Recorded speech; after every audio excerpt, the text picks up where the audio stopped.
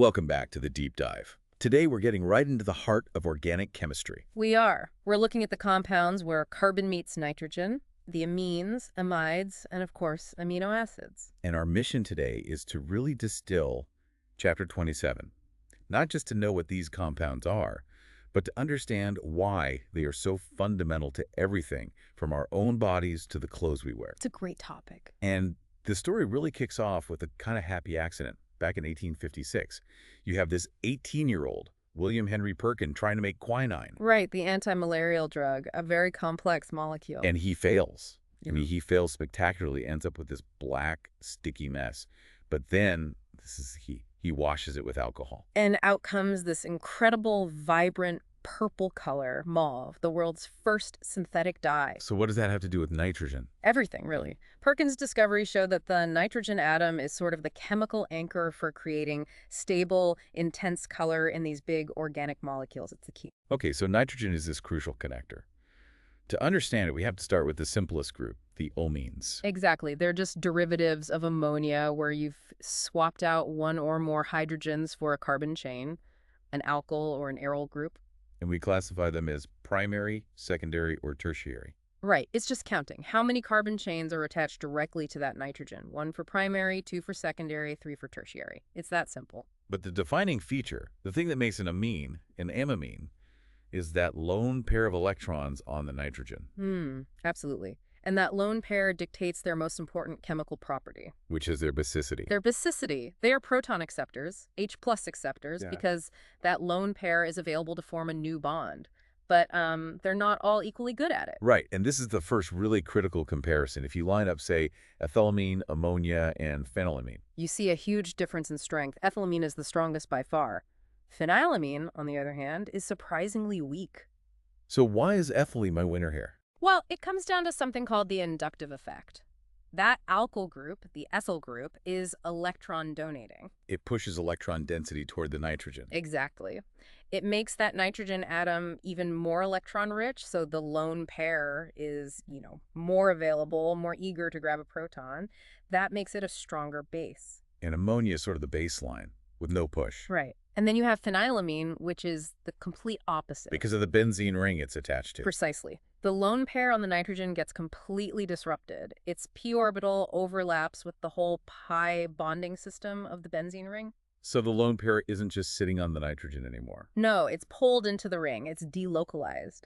And the key chemical insight here is if that lone pair isn't localized on the nitrogen, it can't easily go and bond with the proton. It's just not available. That makes perfect sense. So let's talk about actually making these things. The methods are pretty different for aryl amines versus alkyl amines, right? They are. For something like phenylamine, the standard route is a reduction reaction. You start with nitrobenzene. You do. You heat it under reflux with tin and concentrated hydrochloric acid. That reduces the nitro group. Then you have an intermediate ion, and you just add some sodium hydroxide to neutralize it and release the final phenylamine. Okay. And for the alkylamines? You've got more options. The classic one is nucleophilic substitution. You take a halogenyl alkane, something like bromothane, and react it with ammonia. But there's a catch here, isn't there? A big one. You have to use excess ammonia, a huge excess, and it has to be hot and ethanolic. Why so much? Because if you don't, the primary amine you just made will immediately act as a nucleophile itself and attack another molecule of the halogenyl alkane. You'll end up with a messy mixture of secondary, tertiary, and even quaternary products. So excess ammonia basically ensures the halogenyl alkane is more likely to bump into an ammonia molecule than one of your product molecules. Exactly. It's a numbers game. And there are other methods, ones that can actually extend the carbon chain. Yes, and this is very powerful, the reduction of nitriles. This route always adds one extra carbon atom to your chain. How does that work? You'd start with your halogenyl alkane, react it to form the nitrile, which has that C triple bond N group, and then you reduce that. You can use hydrogen with a nickel catalyst or a really strong reducing agent. Like LiOH4. Yes, lithium tetrahydroaluminate in dry ether. And that stuff is incredibly versatile. It can also reduce the carbonyl group in an imide straight down to an melamine. Okay, let's circle back to the practical chemistry, back to the dyes. Phenylamine has this super reactive benzene ring, It does. That NH2 group is just pouring electron density into it, activating it. which is why if you add aqueous bromine, the reaction is instant. You get a white precipitate. Right, because it brominates at positions 2, 4, and 6 all at once, doesn't wait around. And this high reactivity is what we exploit to make those vivid azo dyes. It's a brilliant two-step process. Step 1 is called diazotization, You react phenylamine with nitric 3 acid. which is unstable, so you have to make it right there in the beaker in situ from sodium nitrite and HCl. And here's the crucial condition you always see in the textbook. Keep it cold. The mixture absolutely must stay below 10 degrees Celsius. So the ice bath, why? Because the product you make, this benzene-diazonium ion, is incredibly unstable. Above 10 degrees, it just decomposes. Violently, sometimes. But you need that unstable intermediate for the second step. You do. That's the coupling reaction. The positively charged diazonium ion is now a great electrophile, and it attacks an alkaline solution of phenol, or another similar compound. And that creates the azo dye. That's right. You get this N-double bond N bridge, the azo group, which connects the two ring systems. The real insight is that this bridge creates a massive delocalized pi system across the whole molecule. And that huge delocalized system is what absorbs visible light and gives us those stable, bright colors. That's the secret to the color. Okay, so from industrial color to the building blocks of life, let's pivot now to amino acids. It's a perfect transition because they combine the two functional groups we've been talking about. The basic amino group, NH2, and the acidic carboxylic acid group, COOH. So they are inherently amphoteric. They can act as both an acid and a base, all in one molecule. Their general structure is always the same, apart from that R group. And that R group is everything. It's the only thing that changes, but it dictates the entire identity and function of that specific amino acid. Now, in solution, these two groups, the acid and the base, they don't just ignore each other, do they? No, they react with each other. It's an internal acid-base reaction. The COOH group donates its proton to the NH2 group. And that forms what's called a deuterium. From the German, for two ions, you get a negatively charged COO- group and a positively charged NH3 plus group. So it's doubly charged. The overall charge is 0. Exactly. It's electrically neutral. And because it's essentially an internal salt, it has strong intermolecular forces.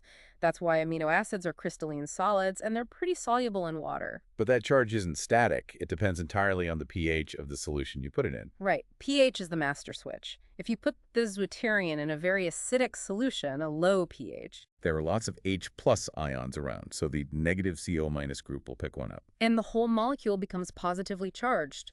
Conversely, in an alkaline solution, high pH, the NH3 plus group will donate its proton. Making the whole molecule negatively charged. And that one specific pH, where the amino acid exists mainly as the neutral deuterium with no net charge, that's called its isoelectric point, or pi. This ability to have different charges is what allows them to link up. Yes, through a condensation reaction. The carboxylic acid end of one reacts with the amino end of another. A molecule of water is eliminated, and you form a dipeptide. And the bond you form is called an amide bond, or in a biological context, a peptide bond. The CONH link. And since the new molecule still has a free amino end and a free carboxyl end, the chain can just keep growing. Which brings us to the general class of amides. What's so interesting is that when you form that amide group, you effectively kill the basicity we saw in the amides. So amides are neutral. They are. And the reason goes right back to electron availability. That nitrogen in the amide is right next to a carbonyl group.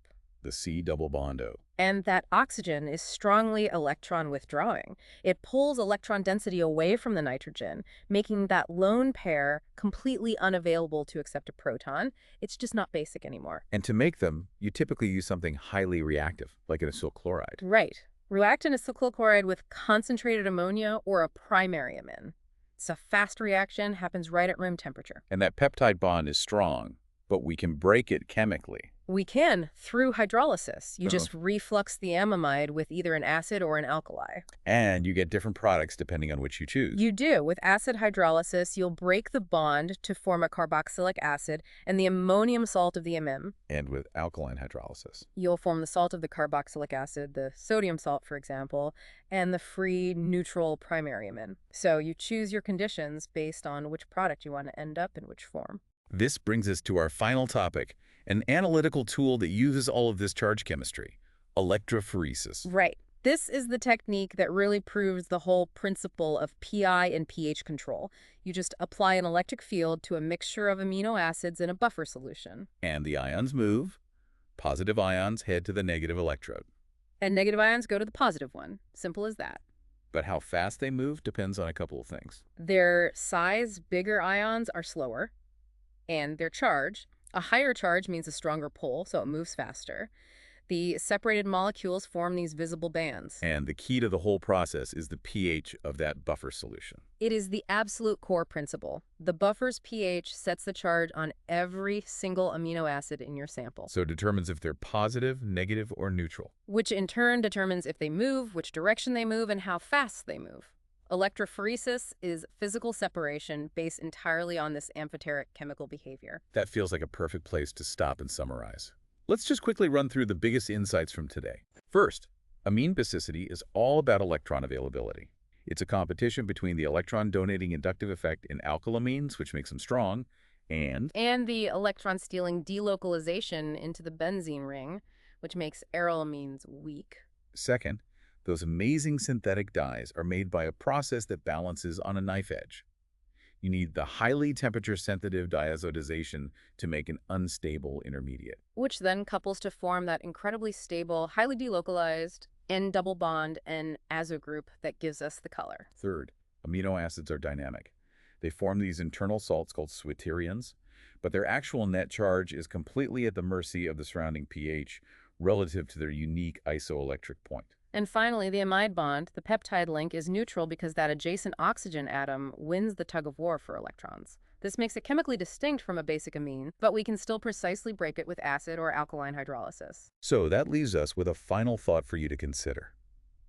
Knowing all this, how could you specifically design an electrophoretic separation to isolate only the amino acids that have basic R groups from a complex mixture? Think about the buffer pH you would need to choose to make sure those specific amino acids carry a unique charge, allowing them to be separated from all the acidic and neutral ones. It's a great puzzle. And on that note, thanks for joining us for this deep dive into organic nitrogen compounds. We'll see you next time.